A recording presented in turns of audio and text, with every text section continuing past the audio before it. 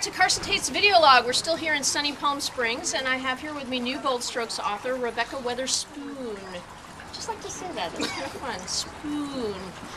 Do people do that to you often? No, I don't. That would be the first. You would be the first. Okay, so your book, Better Off Red, Sorority, Vampire Sorority Sisters, right? Yes, that's okay, correct. That is very cool. And that book is coming out in November for Bold Strokes. Coming out in November.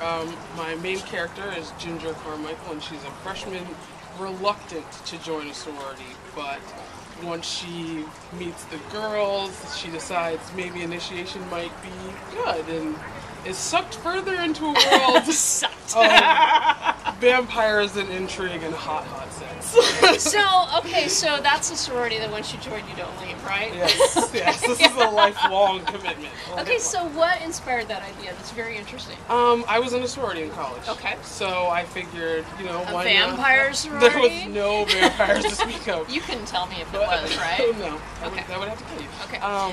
But I thought, it'd be neat to just do a spin on that and kind Absolutely. of suck it into the world of vampires, and I thought I could have a lot of fun with the relationships and sex. And Yeah. So did you have sex with all your sorority sisters? I did not. I went to a very, very conservative Southern school and was in a very, very conservative Southern sorority. None of that was happening for me. So is this is like a collection of stories, right? Yes, this is the beginning of a series. Great. Excellent. Yeah. And so is this your first book? Yes. Excellent. Congratulations. Thank you That's very a much. great feeling, isn't it? Yes, it is. Yeah, we all still remember that.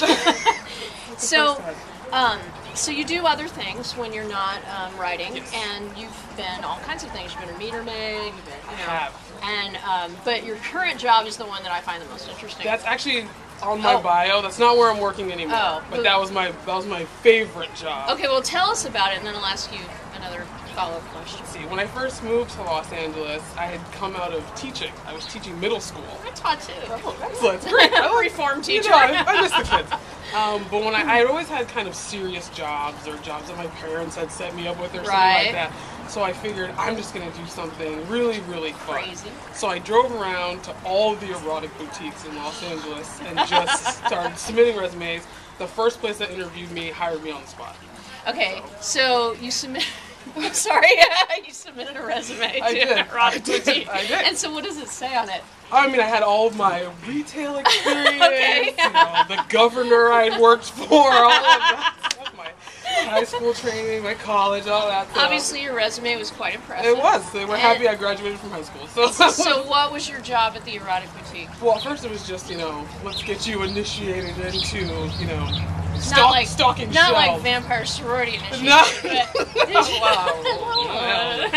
But, But then I think I just, my interaction with the customers, I think they started to just like me and trust me, so my boss put me in charge of loops, and then I somehow got the reputation of being the woman to talk to about harnesses. the harness mistress. Yeah, so people started sending people to me and asking for me by name. So what's the most common question you got about the harness?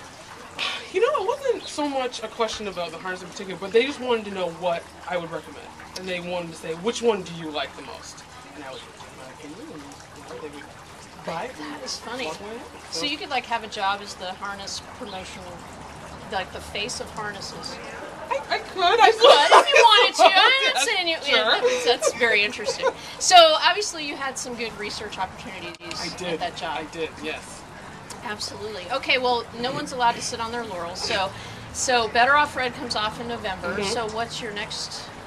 Right now, actually, this morning, I was in the hotel room working on my proposal for a story I want to call The Fling, about a young reality show. Not the sling. Not the sling. The fling. We'll see if that title sticks, but so far it's about a young reality show producer who is about to get married to her kind of post-college sweetheart, who's a guy, but she ends up falling in love with her trainer, who is a woman. Cool. So I think it'll be more of a story about just being open with your sexuality. Right. Not so much, defining yourself, but finding love wherever you find it. And I like that twist of the reality show. Yeah. Producer. That gives you a lot to work with. So, yeah, I've worked in reality TV before, and my friend who's here, she's a reality show producer, so I've got a little experience to, add in some drama. We all use our friends. So I think I'm excited to write it. Excellent. Hopefully that makes potion. I have no doubt. All right, well, thanks for joining us, Thank Rebecca. you. Thank Very you. nice to meet and get to talk to you. you. And this is Carson Tate's Video Log, signing out.